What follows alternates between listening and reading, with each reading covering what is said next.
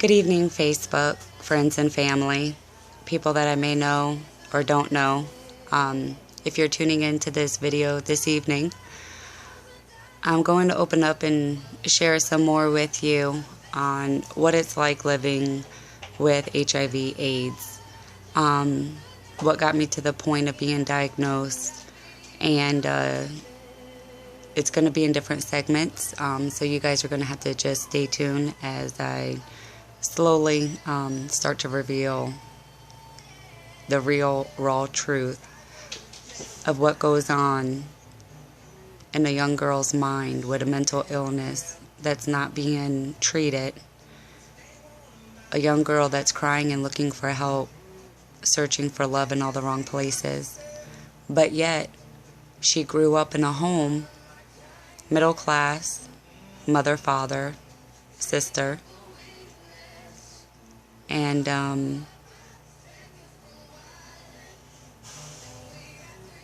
things were pretty much good as a kid. My parents made a lot of sacrifices for me. They made sure my sister and I that we were taken care of. But my dad worked a lot. My mom worked a lot. There really wasn't a lot of communication in the house. And, we would do family vacations. We would play family games, things of that nature. But also at the same time, getting help for homework, we were put down. We were criticized. I was put down.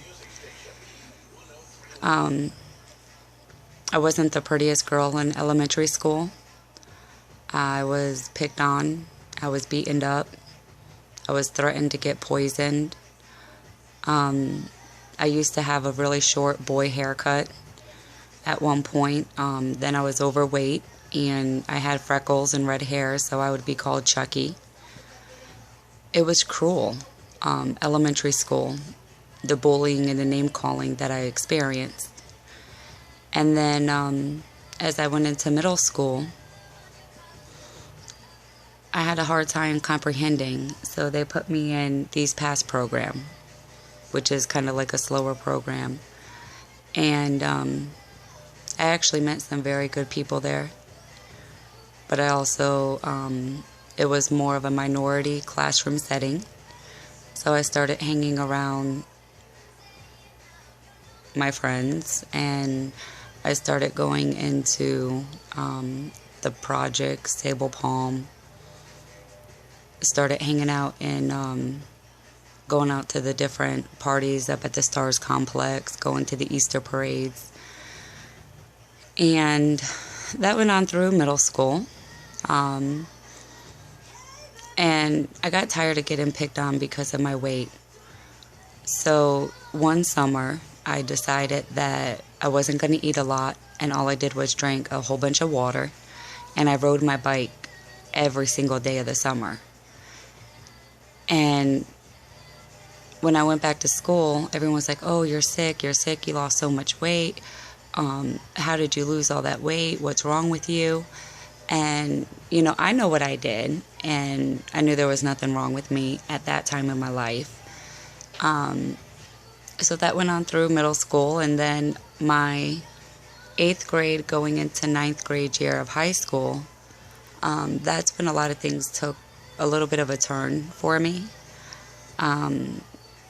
I was going to summer school for health and PE, and I met some people, and we started hanging out, coming over the house after school, hanging out, going in the pool,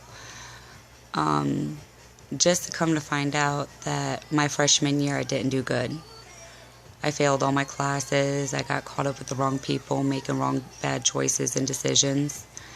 And so I changed high schools, and I started going to the high-tech center. I got caught up on all my credits my sophomore year, my junior year, and I was doing really good. Only for my life to take a turn. On January 1st, 1998, I gave birth to my son. Nobody knew I was pregnant. I hid my pregnancy.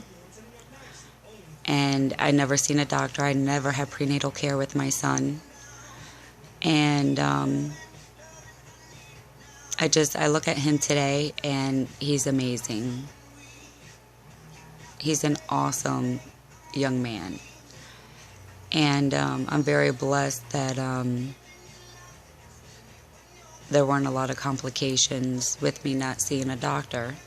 But also I was scared. I was afraid. I was 17 years old, a junior in high school, gonna give birth to a child. I'm just a kid myself. I had the adoption agencies come in and talk to me about putting him up for adoption, and I had nothing for him. I wasn't prepared. My parents, nobody knew anything until that day. And I made the tough choice and decision to keep my son and to raise him and to finish school. We've had many, many trials and tribulations, and sometimes I do ask myself, maybe would it have been better if I gave him up? But then my journey wouldn't be the journey that I've had to be able to have the courage to reach out to you and to invite you into my life of not knowing, why was I promiscuous? Why did I do the things that I did? Why was I making the choices? I had a mother and a father. I had a sister. We had our family times together. What was wrong with me? What was I looking for? What am I searching for? Where's that emptiness, that void coming from? So I ended up going back to school and continued working. I finished out my semester at the school I was attending. My senior year, I went back to Cape High because they had the Weehawks program, and I wanted to graduate high school. And I was also going to the high-tech center, so I graduated with a high school diploma and a certificate in office support technology. Being a single mother, taking care of my son, working, going to school, homework. I had the help and support of my mom and dad, allowing me to live at home and help watch my son. I was involved with a guy that I met, and he was not James's father, but he took on that responsibility of being his father figure. We were together for a couple years. Once I graduated, we got an apartment of our own. I was working at nights. He was working during the day, so my son was always home with one of us. And I thought things were going good. Engaged to get married, planning our wedding, saving up the money for it, and come to find out, he was cheating on me. I had came home early from work, and I found him in the bed with another woman. That was my breaking point. I didn't think that something that I trusted and I loved, committed to, would hurt me and do something like that. So we broke up, and it wasn't a good breakup. And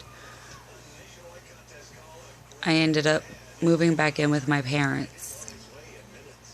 And I was totally against drugs, alcohol, I was focused on my son and my family and wanting to accomplish and do something in life. But after that breakup, I was hurt. I was devastated. I was lost. And with me being lost, I lost myself. I lost myself to the world. There's a lot of things that I've done in my path that I'm not proud of. It's disrespectful. It's degrading. Something that no woman or no young girl or teenager should have to go through. I was on the streets. I was on drugs.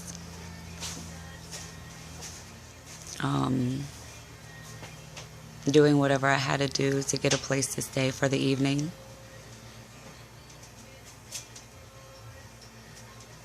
I thought I was invisible. I didn't think anything bad could happen to me. Some of the neighborhoods that I used to go through, some of the things that I used to do, people I used to hang around with, I made it out, and I'm grateful. I'm thankful that I have another chance at life, in spite of the hurt and the pain that I've had to go through and experience, the darkness that I've had to feel. I was lost, but now I'm found. I'm starting to find my self-respect, my self-dignity. I've allowed myself to be controlled by a man.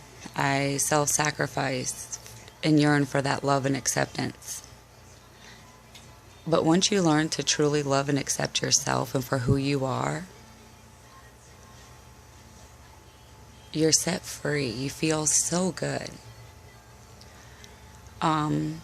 During my walk, I was on the streets. I was staying in different hotels, going to different clubs and all different cities and towns. And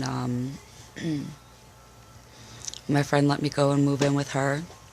And I really thank God for her because she was a true blessing. She helped save me from a lot, giving me a place to stay. And you know who you are, and I thank you very much for opening up your home for me, to me. And then there was just that breaking point. I was a victim of domestic violence, and I was staying with the guy and his family. And after I left the police station to go back to the place to go get my belongings, they have already packed and took everything out and said I had nothing there. Literally, I was down to the ripped dress that I had on and one other outfit in my car. I called my mom and I begged her to please let me come back home. I promise I'll get myself cleaned up. I'll do what I need to do. And it was the best feeling that she allowed me to come back home.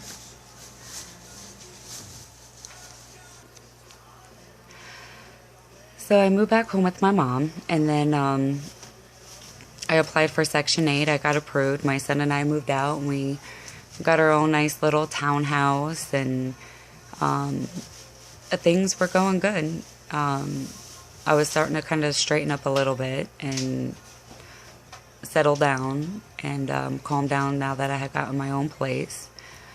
But I still kind of found myself going out and somewhat doing things here and there, and I met this guy and we were dating.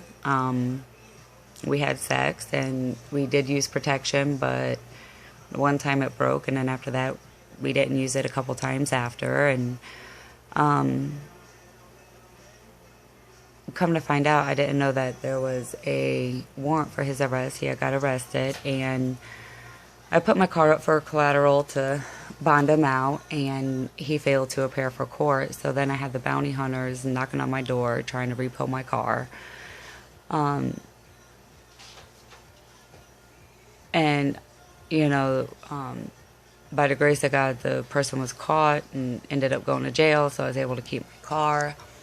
And then not too long after, somebody had let somebody else know that the person that I had been sleeping with, that he had HIV, and for me to get checked. And I was like, no, no, can't be. They're fooling, they're joking, they're playing around. So I went and got tested for HIV, and I found out I was HIV positive.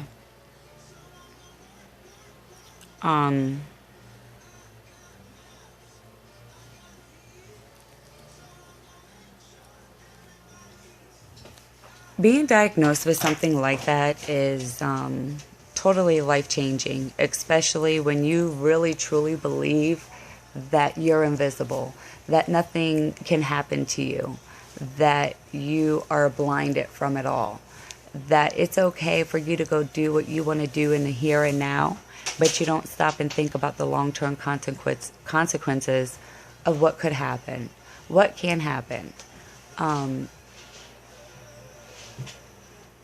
It's really about getting tested, using protection, staying with one partner or by yourself. I thought it was a death sentence. I didn't know a whole lot about it. I had my son. I was scared and worried about him. And then I found out I was pregnant. And now how can I have this deadly disease and be bearing this child in me and I have a kid to live for? Like, really? Why? I mean, I know that I've done wrong, but why does my life have to suffer every day? Why am I constantly reminded of HIV every day when I have to take all these medications for it? When I have the aches and pains from it? When I've been misdiagnosed, misinformed? I've been on my deathbed. It's scary. It's not worth 15 minutes of pleasure. Popping those mollies, just like me when I used to pop those ecstasy pills, that's not what's going. You're not in your right state of mind. It has long-term effects. If you're depressed, if you're sad, if you're lonely, if you're promiscuous, I encourage you to please go and get checked for bipolar disorder. After realizing that I've had a mental disorder this whole time, not being treated until the age of 33 years old. No wonder why I was doing what I was doing. Nothing wrong with me. Nothing wrong with my mom and dad. It's a true, real disorder that's out there. But now, because of my consequences, because of my choices, I'm now living with AIDS. I have a beautiful 11-year-old daughter. She is negative. And I thank God that I'm one of the positive statistics when it comes to newborns being born by HIV positive mother, that she is negative. I thank God for the strength of my son and carrying on those responsibilities and the manhood that he has at such a young age, and he supported me and he's carried me. And I'm honored and blessed for the both of them. But my kids shouldn't have to suffer because of my mistake in life.